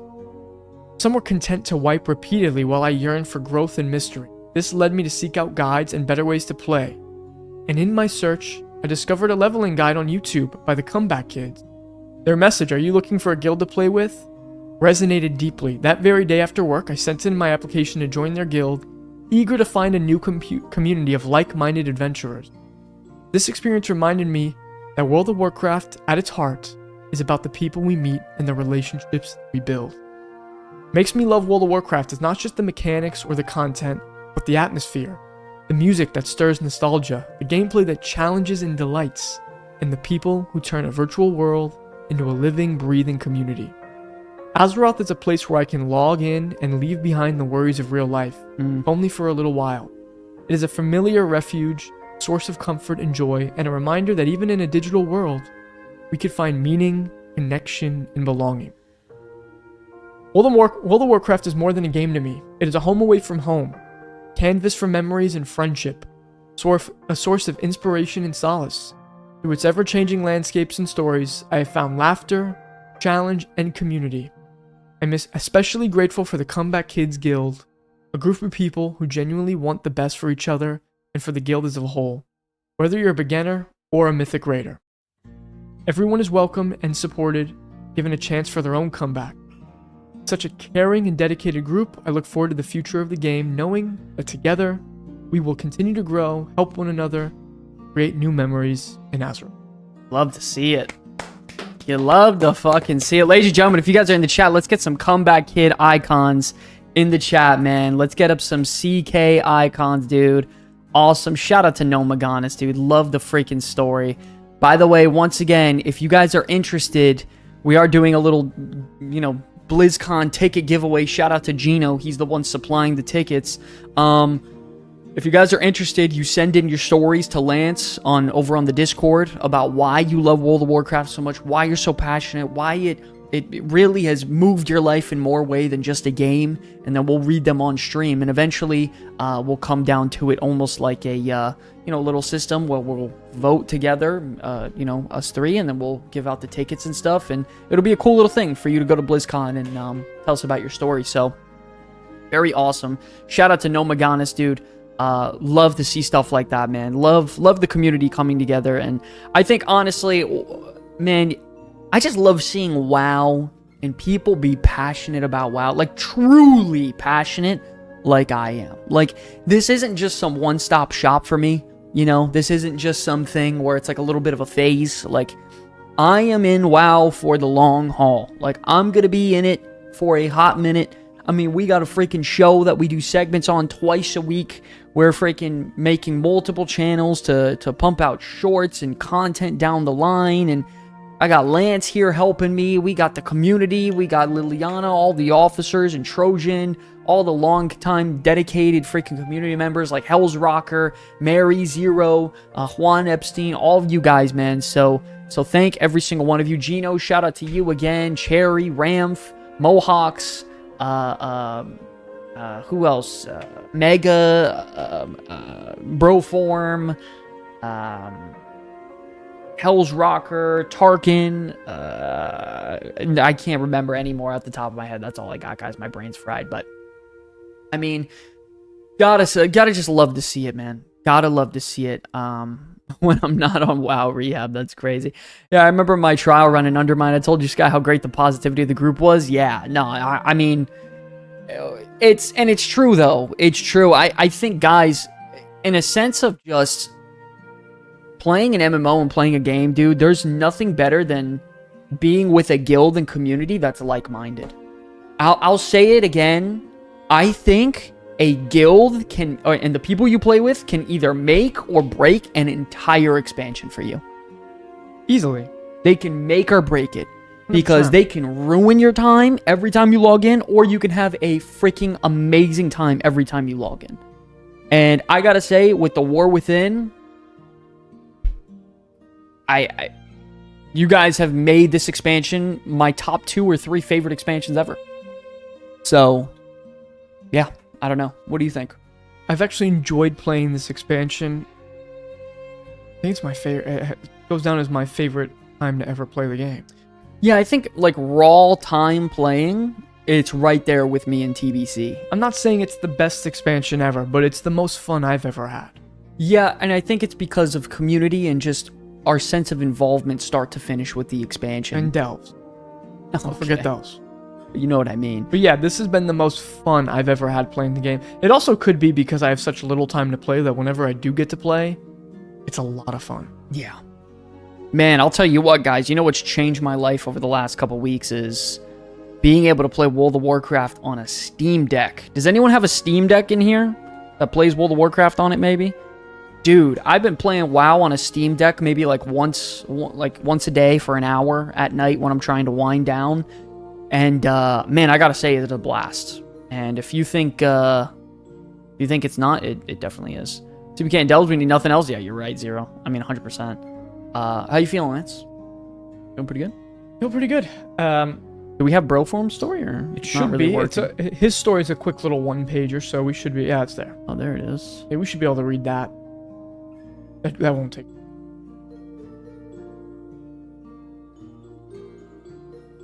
We do have one more story for this evening, y'all. By the way, Mega, are you still in chat? Mega? Guys, I want to say Mega sent in a video for his entry. Gino's already seen it. I am going to post his video in the Discord so everyone can go watch it. We would play it here on the show, but it's a 30-minute long video. That's a serious video. That's a long time, but I am going to post it I have to watch to the Discord so everyone who was interested to watch it can watch it whenever they would like. I'm going to be honest with you. He is very entertaining. He's a fucking legend. I'm just going to say it. Mega is... Did he have his Domino's box with him? I listened to it while I was driving for 3 hours. Okay. Like, I didn't actually watch, but I listened to it. Okay. The way he speaks... Fucking legend. I swear to God, if you told me he had like 100,000 subs and he was like live just he talks as if there's a lot of people watching and he's live. Mega, are there people in the room with you right now? Like, he's actually incredible, and he's much better at like doing this talking thing than I could ever be. So you guys gotta watch it. He is... Honestly, I thought the video... So I'm gonna be posting that, I mean, I'll probably hit do like an at everyone, but I'll put it in... Hold on. Let me just tell you where Maybe I'll probably off topic? I could even just put it in, Stream Talk or Content Creation. Yeah, just put it in context. Well, actually, I could put it in BlizzCon, considering it's his entry to try to get a ticket. Yeah. So I'll probably put that. But yeah, I'll do that. I'll do that after the show tonight. And let's get into it, so guys. here's bro This forms. is from the legendary, the fantastic, bro form. Best resto druid in the guild right there. Big fan, big fan. Okay. It was 2007 and Burning Crusade had just been released. As a curious 11-year-old seeing what my older brother was up to on his computer, I could see my brother laughing and playing a computer game with a complex amount of buttons. Yet, it piqued my interest. He told me, "Bud, you won't make it past the starting zone." The fire that lit in my heart to prove him wrong burned so bright that the same night he left to go hang out with some friends, I took it upon myself. Well, what a casual. He's leaving to play World of Warcraft to hang out with friends. What a loser. I took it upon myself to make a character on his account. It was a Tauren warrior, and me being a 5'0" scrawny little guy, I never felt so connected. The name? Well, I was always creative, so the name was Moo Moo Milk. Hell yeah. I swung my axe like a savage, going around right-clicking, left-clicking on all the plane striders. My brother came home with the biggest grin just to see me at level 6 heading towards the next town. It was then that I earned his gamer respect. I was then able to get my own account and create my own character. With Blood Elves being the new race and my brother already being Horde, it was a no-brainer. Blood Screen, the Blood Elf Hunter, was born. Going through the zones, having zero clue what to do and where to go, as my brother was already doing PvP with his friends, he left me to my own devices. To explore and only ask for help when I truly needed. Safe to say, I obtained level 70 on my own. Wow. With only one goal in sight. To play endgame content with my brother. You know what's so funny, Sky? That's so fucking crazy. I just was talking to you a couple of days ago. I was like, man, our big brother who introduced us to WoW, who quit at level 13, screw him, because if he would have kept playing and got to max level, it would have pushed you and I to want to get to max level more too. All right. But he had to be a loser, and I gotta be in a band and play football. I'm gonna What a go be in a scrub. band and whine about my feelings. Oh, yeah. Let me get this red mohawk. Die, man. Lame. Okay, so let's get back to it. I was level 70, completely lost, asking another mutual friend of ours who also played Hunter, Bowlmaster. He showed me the way, telling me not to stay in aspect to the cheetah. Oh, jeez. What a no. To not always keep my pet passive, Oh. I was hiding amongst the veterans as I continued to grow as a player. This is where I learned my love for PvP. Doing 5v5s with my brother and his friends. My role? I was the sacrifice. I would run in and have the enemy team absolutely destroy me to smithereens while my brother, a rogue, and his friends completely dominate a 4v5. This is where I learned how to just vibe and enjoy the place where I am. My account would eventually get hacked and I would have to go back to sharing with my brother. Jesus. Damn. It was then Cataclysm. I've become more aware as a player, playing on my brother's account as he got older and I got more time on my hands. This was the birth of the Resto Druid dream. Hell yeah. I wanted a PvP, but I wanted a different challenge, and at the time, my brother needed a healer, so what better way to cement my spot? Pocket heals, baby. The arena games, the showing to which my parents became very concerned. Shouting. The shouting, man. Which my parents became very concerned, all the way to the nerd cheers that followed. It became the staple of how much I loved this game. Mr. Pandaria became the expansion where PvE became more of a star for me, as I became invested in the story and saw how the dungeons, the raids, all made me fall in love with the story. It was here where I was now helping my brother, rather than him helping me. It was the start of WoW becoming my game and finding people to enjoy the game within this world and seeing how many friends and even some family members that I could share this vast and wondrous world with. Wait, so you started playing in vanilla and you were 11, so by the time Mop came out, you were what? He's our age. He's about our age. Oh, so then when Mop came out, I was 14. He's a couple, I believe he's 2 years older than me. So he's a year older than me. I believe So you were like 15 when Mop came out? I'm almost fairly certain he's like 2 or 3 years older than me. Like he's around our age. Sounds right. Okay. Fast forward to now, the World Soul Saga. I've met so many people that have made such an impact on my life. While I was in school to become a teacher, and now having a set time to play with the boys with all common goal of loving the game and talking about this game that has played such a vital role in my upbringing.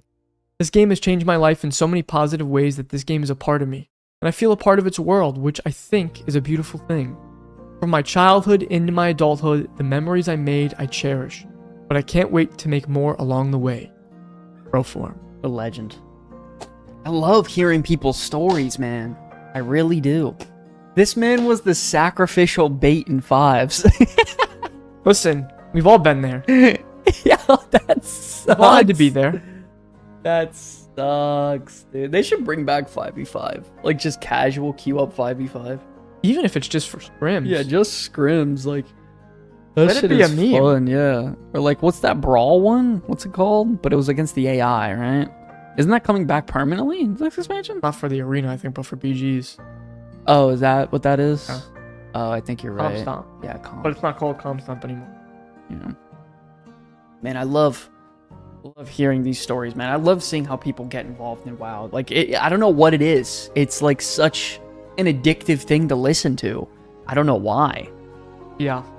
Like, it's addicting hearing how people fell in love with something I'm in love with. Yeah, 100%. It's incredible. What did you guys think of that story, man? What are we thinking? Let me get some comeback kid icons in the chat for him, dude. We have gotta show some love. We've gotten some amazing stories so far. We have gotten some amazing stories. Comeback Gonna kid be honest icons in with the chat. Yo, by the way, another mini announcement. Lance, we just hit 90,000 subscribers. 90K? Did you know that? Hey, congratulations on 90K, my friend. Thank you. You earned it. Well, I didn't do any. Hey, only because of me, you son of a bitch. Oh shit! This guy's gonna break my fucking arm. Like in Dude, Where's My Car? Where he puts his arm in and the lady grabs. You know what? Were you there with me? Oh, when my car got towed and we went to the place at like 4 a.m. And I'm like I actually do it to the lady. And I'm like, yeah. And I'm like, Sky. Yeah. I said, Sky, record this. And I said, dude, just pull my arm. We're going to do it like it's Dude, Where's My Car? That's fucking crazy. And the thing is, I made the lady laugh so hard because Got out of there I'm at the tow truck agency. It's 4 a.m. Oh Most people are obvious. It was a room full of people. Obviously, people are gonna be pissed off. Yeah. Obviously. They're pissed. But I'm trying to make light of it. I'm like, dude. And it was this lady. I'm That like, shit was so funny, bro. I'm going to put my arm in, just yank me and make me hit the glass. He's going to record it. It's going to be hilarious. That shit's And she was like, I can't. And I tried for like 10 minutes. Oh, listen to this comment. Totally not an octopus. First time chat says, I feel that I legit teared up when I came back a month or two ago, going from hardcore raiding to AFK and how much the game has changed. Crazy, man. I was /AFK for like 8 to 9 years because life was lifing. Feels good. Now, to find a guild, I definitely want to send in my story now. By the way, if you're looking for a guild, get your ass in ours right now. I'm telling you, the spots are going to fill up. I am telling you, they're going to fill up by the time expansion releases. If anyone is interested or curious about joining the guild, I just put Discord messages in both YouTube and Twitch. Get in there and post in the chat. We can get you invited. Things are going to start picking up. This is the final patch of the War Within. Then it's pre-patch. It's expansion. The expansion is literally like 100 days away. Technically, you could say, like, housing's out. Yeah. For a lot of people, that's the biggest part of the expansion for them, you know. So definitely be ready for that. But yeah, Lance, we hit 90,000 subscribers. Yeah, that's absurd. You know, 90,000. you remember when we first started the channel? And it was like, man, if we could just, bro, we'll be so happy. Right, you think more like, can we just get 1,000 views on a video? That's more yeah, like well, it. I'm not talking about right when we started the channel, right? So yeah, I mean, no, it was it's so crazy. Yeah, the whole journey has been really, really incredible. I mean, even watching those Prebis videos you sent me today that we made a couple years ago for Wrath of the Lich King was just so entertaining and fun. Wait, can we pull that up? I just want to show people the intro. Yeah. Guys, you want to see a comeback? We're gonna do a special edition of Memory Lane where we show you it's really an old, just the intro. We're not gonna play the whole video, but an intro of in Wrath of the Lich King. Sky went and made Prebis guides for every single spec in the game. Well, I privated a lot of them, but I But you I kept some of them. Yeah, I kept the ones that I thought would be popular. Well, the and I intros were guess- pretty much the same thing, just you changed the spec name. But these intros are hilarious. And I really want you guys to watch one of these. doing these. I remember doing. Our first World of Warcraft videos, guys, by the way, were for Wrath of the Lich King Classic. Look at Young Sky right here, guys. Look at me freaking out with the YouTube thumbnails. And I was trying hard back then. A long time ago, fellas. Look at that. That video ended up at 70,000 views. Look at those videos. That's a Lance video right there. Lance made that video. 30K views. Oh, yeah. I did that one. There's nothing to scoff over with 30K views. 100%. That was, yeah. You know, that was pre-baby, so I had a lot more time on my hands, huh? Yeah, and now it's post-dog. Oh. Whoa. You want to turn it up? I mean, bro, I didn't even hit play. I hit pause. Settle down. Lance gets so upset nowadays, guys. This is daddy anger. Okay, ready?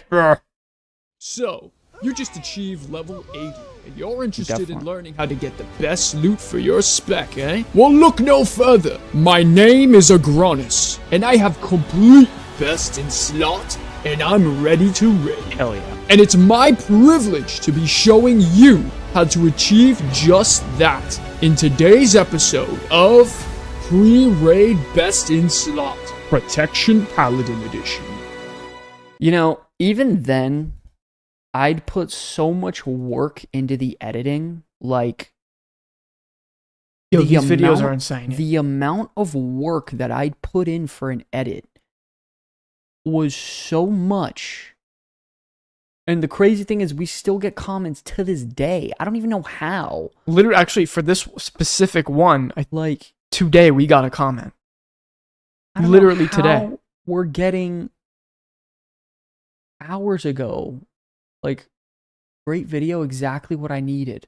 Did he just start playing on a Wrath of the Lich King private server? Bro, or is he preparing for Anniversary Wrath already? Yo, this guy's a dog, man. It was the Hero Spec compilation. If you don't know Hero Specs, oh, Jesus. Yeah, that was our class picking guide. Because, people would skip, and then, they would not know, so I had to put it on every single class. To be fair, I know some people who did watch the whole thing were upset by it, but you have to think. Everyone just skips. 90% of viewers just go to their spec, and that's it. Yeah.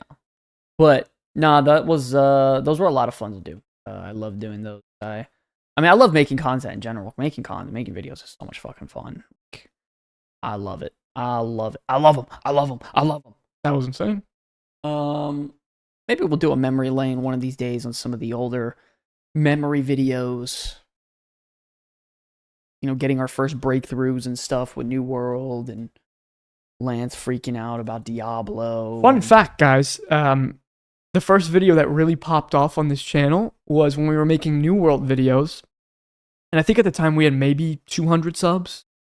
It was less than 200. Yeah, it was less than 200 subs. Sure. And Sky posted a video in New World. He killed a max level character at level 30. Level 30.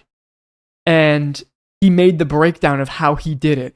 And the video popped off. Bro, it got 30-something thousand views. Just, I didn't even think anything of it. Yeah, it was insane.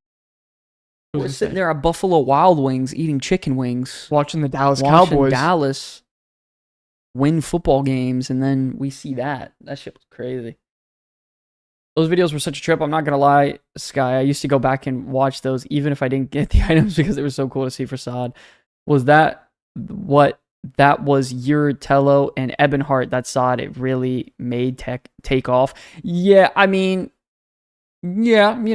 some of the other classic creators had a hand in, pushing Sod and, making it there.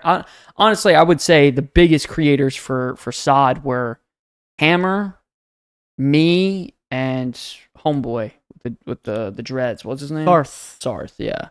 Us three were making really good videos. Even Hammer, man. Hammer is incredibly creative. And when he puts his mind together for an edit, he does some insane shit, bro. Hammer makes great content. Yeah, he can put together some excellent videos. Yeah. He is a formidable content creator and very exceptional. formidable opponent in the arena of He content is. creation, and He is. I know one day if we had to go toe to toe with him, I would have to take him out. And listen, it is what it is. Sarth, yeah, Sarth, doing whatever he's doing. I mean, listen, like I said though, like, No, Sarth is just not making WoW content. yeah, That's that's it. kind of my point here. Is like, I'm not one of those guys that's like a stop and shop leave for WoW. Now, listen, will I dance between classic and retail at times? Sure. I mean, anybody does. It's just the name of the game. But I'm not interested in making content on any other games. Like I've seen success in other avenues of making content and testing stuff out, but then I was just like, yeah, no, I'm not interested. Like, and that's kind of why I love the guild so much too, is because the guild and the people here kind of feel the same way. Like, they love World of Warcraft. Same goes for Lance too. So, Bob is doing football now. That's funny. Who's Bob? I think he used to do a little show. I don't know. I don't know who that is. But very cool, man. Ladies and gentlemen, that is going to wrap up today's show, though. We do have some, of course, stuff to talk about this weekend. Hopefully, we will have some, housing displays to go off. Maybe we can make a new little segment, make some stuff off of that, and go through that. Very, very exciting time to be playing World of Warcraft. We will keep you guys updated on a couple things. We are going to be raiding again pretty soon, probably a few weeks before the pre-patch, just to see if we can't get AOTC really, really quick and then go from there. And yeah, man, got the housing stuff up and running. Get ready for the stories and stuff like that. My name's Sky from the Comeback Kids. I am Lance. And we'll see you guys Saturday, all right? God bless every single one of you. Love you guys. God bless. We'll see you in the